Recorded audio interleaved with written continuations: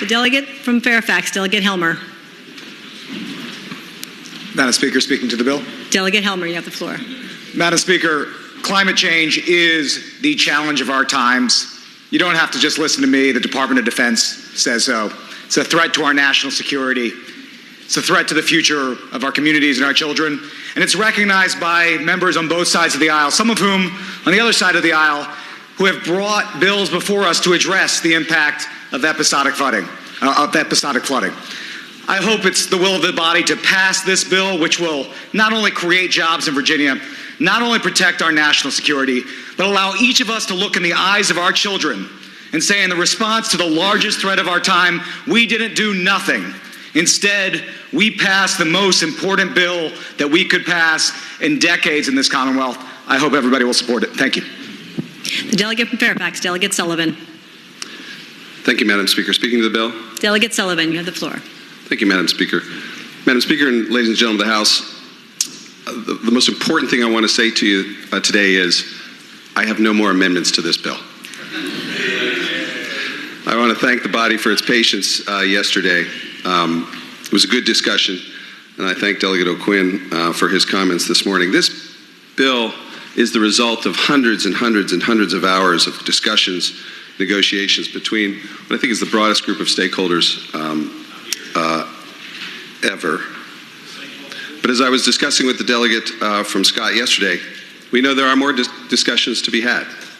And I welcome Delegate O'Quinn's comments, and I want to assure the body that this bill not only already has as part of its focus making sure that the entire Commonwealth benefits from this, but I've given Delegate Kilgore and Delegate O'Quinn my personal word that we're going to continue talking about that. I want to draw your attention right now to about 7 lines of code that, if the body is so willing, we'll pass this body in just a moment. Starting on 1993 of the Clean Economy Act, it says that it shall be the policy of the Commonwealth. That is to say, the General Assembly is going to declare it the policy of this Commonwealth that the State Corporation Commission, DEQ, DMME, the Virginia Council on Environmental Justice, and all other applicable state agencies in the development of energy programs, job training programs, and placement of renewable energy facilities shall consider those facilities and programs being to the benefit of local workers, low-income geographic areas, and historically economically disadvantaged communities that are located near previously and presently permitted fossil fuel facilities or coal mines. We are saying as a part of our policy is in this bill that as we develop clean energy in Virginia over the course of the next several years, we focus on those parts of the Commonwealth. Madam Speaker and ladies and gentlemen of the House, as we prepare for what we know is coming, it seems to me that the time to act is now and not to wait until next year.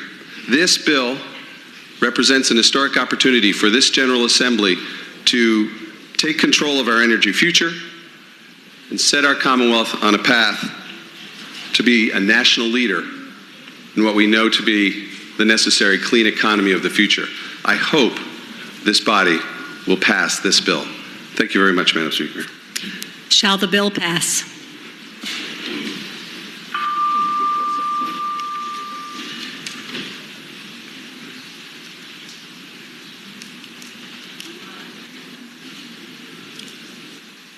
The clerk shall close the roll. Ayes 52, nays 47, abstentions 0. Ayes 52, nays 47, abstentions 0. The bill passes. House Bill 15.